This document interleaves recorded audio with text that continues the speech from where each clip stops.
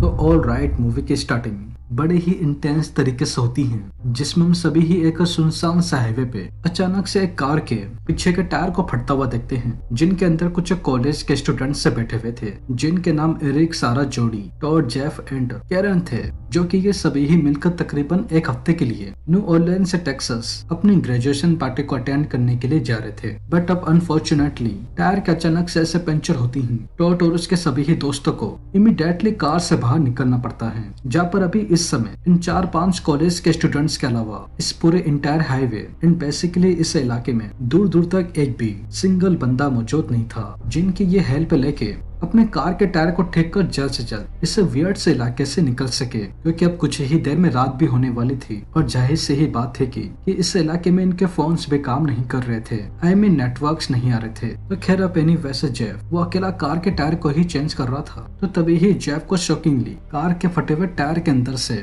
एक गन की बुलेट बाहर आती हुई दिखती है, जो कि ये इंडिकेट कर रही थी कि इनकी कार का टायर वो अपने आप नहीं बल्कि किसी ने जानबूझ के गन से उसे फाड़ा है। तो बस अब इस अनएक्सपेक्टेड सीन को देख जेफ वो कार के दूसरी तरफ बैठे टॉड, कैरन, एरिक एंड सारा को इस बारे में बताने के लिए जाता ही, तो तभी ही उससे पहले टॉड एंड सारा को कार की दूसरी तरफ मौजूद जेफ की जमीन पे गिरने की आवाज सुनाई देती है। तो जिसे सुन सारा वो खड़ी होकर इस बारे में देखने के लिए जेफ के पास ही जाती है, तो तभी ही उसको ठीक अपने सामने की तरफ एक बहुत ही होश उड़ा देने वाला सीन देखने को मिलता है कि किसी ने जेफ के सर को बहुत ही बुरी तरीके से गन से शूट कर ठीक ऊपर की तरफ से चितड़े कर फाड़ के मार दिया होता है। तो बस अब इसे दिल दहला देने वाले सीन को देख सारा वो कार के साइड में बैठे अपने फ्रेंड्स को चिल्ला कर उनको बुलाती ही, तो तभी ही उससे पहले आउट ऑफ नोवेयर पता नहीं कहां से पर अचानक से एक गन की बुलेट वो सीधे सारा की राइट आई में एकदम से आके लग जाती है। तो जहाँ पर सारा की भी मौत ठीक उसके दोस्तों के सामने ही अनफॉर्चुनेटली जेफ के साथ ही हो जाती है। तो समहाउ अब सारा और जेफ कैसे मरती हैं, टॉड और उसके दोस्त वैसे बारे में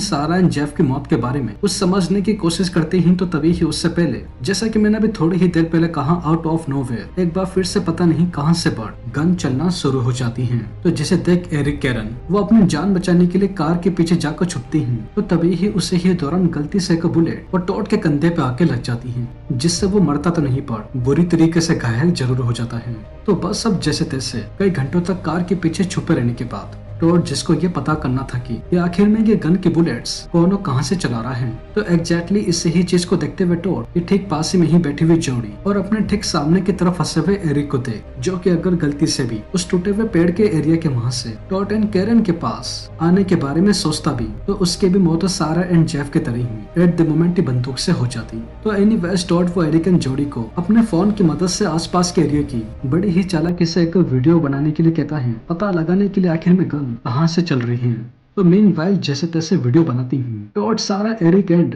कैरन को देखने को मिलता है कि इनके ठीक सामने की तरफ ही मौजूद तकरीबन 20 मीटर की दूरी पे कोई इंसान पेड़ पे बैठकर लगातार बंदूक चला रहा था। वेल अब आखिर में वो इंसान कौन है जो कि ऐसे बंदूक चला रहा है, तो इस बारे में हम सभी को मूवी में आगे चलकर ही अच्छे से पता चल पाएगा। तो हाँ वेवर आपके घंटों तक ऐसे ही बैठे रहने के बाद एक सामने की तरफ बैठा हुआ एरिक, जो कि आप अंदर से काफी ज्यादा फ्रस्ट्रेट हो चुका था, वो जैसे तैसे खड़ा होकर सोचते हुए कि वो उसे गन वाले आदमी को चकमा देकर कार के पास मौजूद अपने दोस्तों के पास पहुंच जाएगा। तो दरअसल ऐसा नहीं हो पाता, क्योंकि एरिक के खड़े होते ही पेड़ के ऊपर बैठा हुआ आदमी अपनी गन की मदद से एरिक के दोनों पैरों को ही बड़े ही बहरे में से फोड़ देता है, तो जिसके चलते एरिक वो उसी ही वक्त ही भागते भागते जमीन पे ही गिर जाता है। तो जिसे देख ठीक सामने ही बैठे इसके फ्रेंड्स टॉड, सारा, कैरन और चाहकर भी एरिक की मदद नहीं कर सकते थे। अब उसका रीजन क्या है तो आप सभी को पता है।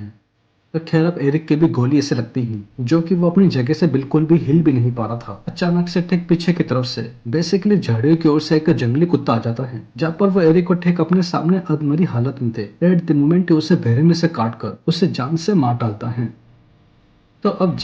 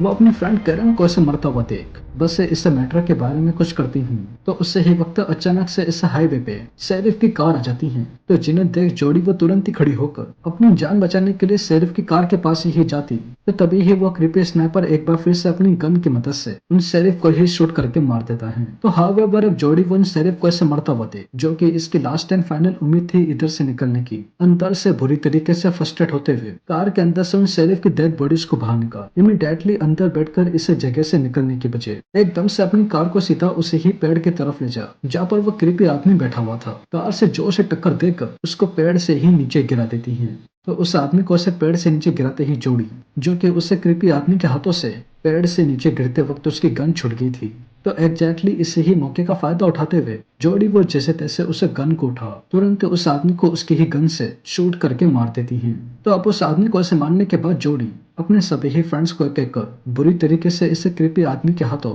मरते हुए देखने के बाद इतनी ज्यादा डिप्रेस हो गई थी कि वो गन को उल्टा पकड़ उस आदमी के सर के चितड़े कर उसको फोड़नी ही जा रही थी। तो तभी ही सर फोड़ते वक्त अचानक से वो गन, जो कि पहले से ही शॉकिंगली लोडेड हो रखी थी, अचानक से एकदम से जोड़ी के गले पे ही चल जाती है। तो जहाँ पर उसकी भी मौत अपने सभी ही फ्रेंड्स के साथ एंड उसे क्रीपी स्नाइपर के साथ ही अनफॉर्चुनेटली हो जाती है। और बस हमारी ये मूवी एक बहुत ही अनएक्सपेक्टिंग एंडिंग के साथ विक्टिम से लेकर टारगेट तक एक इधर ही एंड हो जाती है। तो वेल दोस्तों, यही थी डाउन रेंज मूवी की एक्सप्लेनेशन एंड आई होप आप सभी को ये वीडियो जरूर पसंद आई होगी। और अगर वीडियो पसंद आई हो तो चैनल को सब्सक्राइब किए बिना और वीडियो को लाइक किए बिना बिल्कुल भी मत जाइएगा, क्योंकि मैं अपने आने वाले वीडियो में ऐसी ही और मूवीज की एक्सप्लेनेशन लेकर आता रहूंगा। तो तब तक के लिए take care and peace out.